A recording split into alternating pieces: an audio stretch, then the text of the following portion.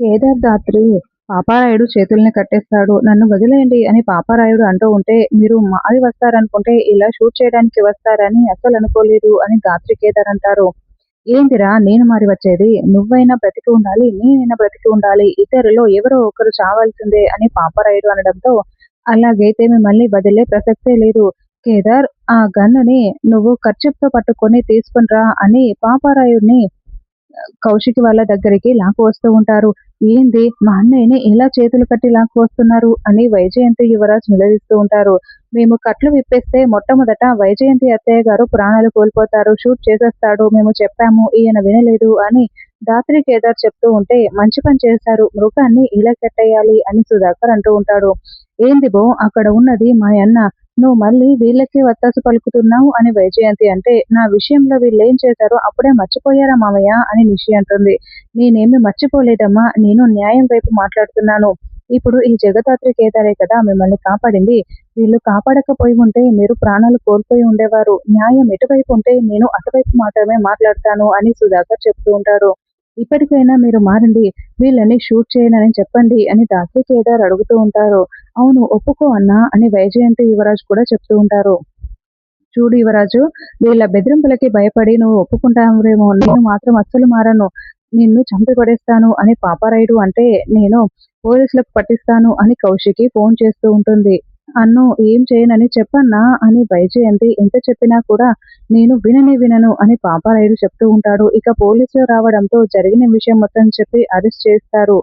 ఏదో ఒకటి చెయ్యరా అబ్బోడా అని వైజయంతి అంటే, ఇప్పుడు మనం చెప్పినా కూడా వినే పరిస్థితుల్లో లేడు అని యువరాజ్ అంటాడు. అవునత్తయ్య పోలీసులు తీసుకువెళ్ళని తర్వాత యువరాజ్ బెయిల్ ఇచ్చి బయటికి తీసుకొచ్చి మొత్తం జరిగిన విషయం చెప్దాంలే అని నిషి చెప్తుంది. నన్ను అరెస్ట్ చేయించి జైలుకి పంపిస్తున్నారు కదా మిమ్మల్ని అస్సలు వదిలిపెట్టను అని పాపారాయుడు వార్నింగ్ ఇచ్చి వెళ్తాడు. జగదాత్రి మీరు కూడా ఆఫీస్‌కి వస్తున్నారా? మేము వెళ్తున్నాం అని కౌశికి అంటే, లేదు వదిన మాకు కాస్త పని ఉంది అని దాత్రి కేదార్ మేము రామని చెప్పేస్తారు. తర్వాత జేడీకేడీ ఆఫీస్‌కి వచ్చి నర్సింగ్ ఫోన్ డీటెయిల్స్ మొత్తం కూడా వచ్చాయి కదా! అందులో సస్పీషియస్‌గా ఏ నంబర్‌లు కనిపించలేదా అని చెప్పావు. ఒకసారి నాకివ్వు నేను మొత్తం చెక్ చేస్తాను అని దాత్రి మొత్తం చెక్ చేస్తూ ఉంటుంది.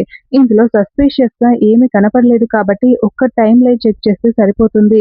పాటిల్ హత్యకి ముందు రోజు, తర్వాత రోజు, అదే రోజు ఒకటి కంటే ఎక్కువ సార్లు ఫోన్ కాల్ వచ్చిన నంబర్‌లని నాకు లిస్ట్ ఔట్ చేసి ఇవ్వు అని దాత్రి చెప్పడంతో, ఒక 5 నంబర్‌లు మాత్రమే ఒకటి కంటే ఎక్కువ సార్లు ఫోన్ కాల్స్ వచ్చి ఉంటాయి. ఈ 5 ఒకరు కిల్లర్ అయి ఉండొచ్చు. ఒకరు సుపారీ ఇచ్చి ఉండొచ్చు అని దాత్రి అంటే, మరి ఆ 5 నంబర్‌లకి ఫోన్‌లు చేద్దామా అని కేడీ అంటాడు. ఇప్పుడు మనం ఫోన్‌లు చేస్తే కిల్లర్ అలర్ట్ అయిపోతాడు. మనం పట్టుకుందాం అనుకునే లోపలే ఇప్పుడతను ప్రాణాలు ఎలాగైతే తీసుకెళ్లారో, ఇప్పుడు వీళ్ళ ప్రాణాలు కూడా తీసేసి వెళ్తారు. ఒకవేళ ఇతను కాకపోతే మనకు ఇన్ఫర్మేషన్ ఇచ్చేవాళ్ళైతే కాబట్టి మనం డైరెక్ట్‌గా కిల్లర్‌కే ఫోన్ చేయాలి అని జేడీ చెప్తే, మరి 5 నంబర్‌లలో సరిగ్గా కిల్లర్ ఎవరని ఎలా కనిపెట్టడం అని కేదార్ అంటాడు. అప్పుడు దాత్రి ఆ 5 నంబర్‌లని చెక్ చేస్తూ ఉంటుంది. ఒకటి పాటిల్ వైఫ్, ఇంకొకటి లోకల్ నంబర్ ఇది కూడా అయి ఉండదు అని అలా 4 నంబర్‌లని పక్కన పెట్టేస్తుంది. ఇంకొకరైతే సెటిల్‌మెంట్ ఇచ్చిన వాళ్ళు అయి ఉంటారు అని కనిపెట్టేస్తుంది. ఇక మిగిలింది రవీందర్ మాత్రమే అని కేడీ అంటే, అయితే ఖచ్చితంగా అతనే అయి ఉంటాడు. నా గెస్ కరెక్ట్ అయితే అతను ఇప్పుడు ఈ ఏరియాలోనే ఉండి ఉంటాడు. అతని ఫోన్ నంబర్ ఆధారంగా నువ్వు ట్రేస్ చెయ్యి అని జేడీ చెప్పడంతో, మీరు చెప్పింది కరెక్టే మేడం. అతను ఊరి బయట ఉన్న గెస్ట్ హౌస్‌లో ఉన్నారు అని రమ్య లొకేషన్ చెక్ చేసి చెప్తుంది. పదండి వెళ్దామని కిరణ్, రమ్య, దాత్రి కేదార్ బయలుదేరి వెళ్తూ ఉంటారు. తర్వాత యువరాజ్‌ని ఎంప్లాయీస్ అందరికీ కూడా కౌశికి పరిచయం చేస్తూ ఉంటుంది.